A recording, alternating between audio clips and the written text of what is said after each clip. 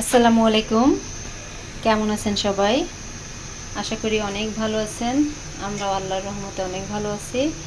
শুধু আমার ছেলেটার রাত থেকে প্রচুর জ্বর, সেজন্য আজকে সে কোচিংয়ে যায় নাই। আর স্কুলে তো এমনিতেও 26 তারিখ পর্যন্ত দিতাম না, যেহেতু খেলা হচ্ছে স্কুলে। তো আজকে কয়েকদিন ধরে আসলে বাসায় রান্নাবান্না ওইভাবে করতেছি না। যা আগের ছিল, বোনের বাসার তরকারি ছিল, এগুলো গরম করে করে খেয়ে নিছি আমরা। আজকে ভাবলাম যে একটু রান্না করি। তো রান্নার জন্য এখানে অবশ্য মুরগি বের করে ধুয়ে টুয়ে নিছি। মুরগির জন্য মশলাও বেটে নিছি, আর টমেটো কাটছি, পেঁয়াজ কাটছি। এগুলো মাছের জন্য পাঙাশ মাছ নিয়ে আসছিলাম। আমার আবার পাঙাশ মাছ খুব পছন্দ। ওখান থেকে একদম সুন্দর করে নিয়ে আসছি, কেটে নিয়ে আসছিলাম দোকান থেকে, কিন্তু ওরা এবার আমাকে ঘষায় দেয় নাই। এটা আমার ঘষতে গেলে অনেক দেরি হবে, তো ভাবলাম যে ওগুলো আগে বসায় দিই, মুরগিটাই আগে বসাই। আর তো একটু পানি গরম দিচ্ছি, কারণ ছেলের গলা ব্যথা আছে সাথে। দুদিন আগে অবশ্য ডাক্তার দেখায় আসছি, গত রবিবারে ডাক্তার দেখাইছি। তো তখন এরকমই ছিল না, মানে ঠান্ডা ছিল না, কাশি ছিল না। তো এখন খুবই লাগছে, জ্বর আসছে, নাক বন্ধ, এরকম অবস্থা। তো যাই হোক, এখন সব মিলাই তো চলতে হবে, সংসার তো এটাকেই বলে। চুলাটা আবার ময়লা হয়ে গেছে।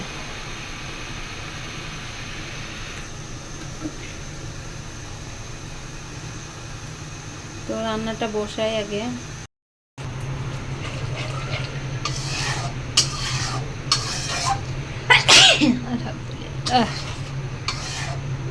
আমারও ঠান্ডা লেগে গেছে।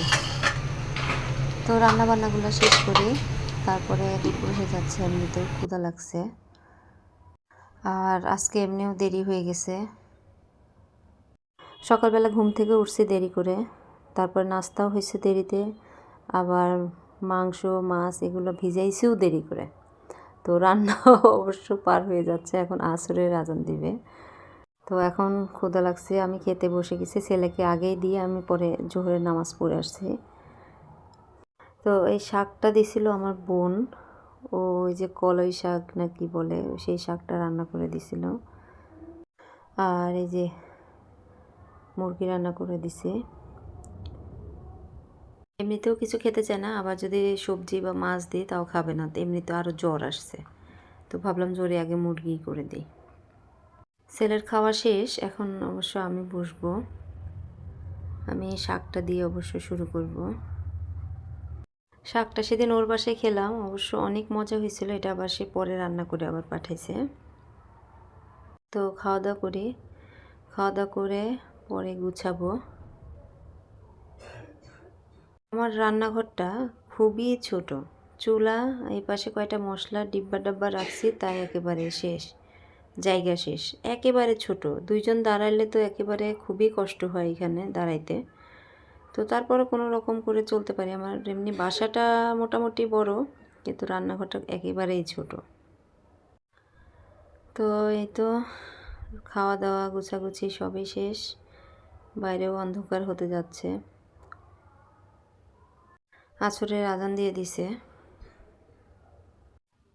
ছোটোবেলা না কাজ করে আসলে শেষ করতে পারি না, দিন শেষ হয়ে যায়, কিন্তু রাতটা অনেক বড়, মানে ঘুমালে রাত শেষ হতে চায় না এরকম। তো যাই হোক, এখন আবার পিঠা নিয়ে বসে গেছি। এই পুলি পিঠাগুলা বোনের বাসা থেকেই পাঠাইছে, তো ওভেনে না দিলে খাওয়া যাবে না, এত শক্ত। এর মধ্যে ছেলের টিচার আসছে, তো ওর জন্য কিছু দেই, আমি কিছু খাই, আর ছেলের জন্য 2 পিস তুলে রাখবো। আজকের মতো এই পর্যন্তই। সবাই ভালো থাকবেন, সুস্থ থাকবেন, সাবধানে থাকবেন। আমার জন্য এবং আমার ছেলেটার জন্য দোয়া করবেন। আল্লাহ হাফেজ।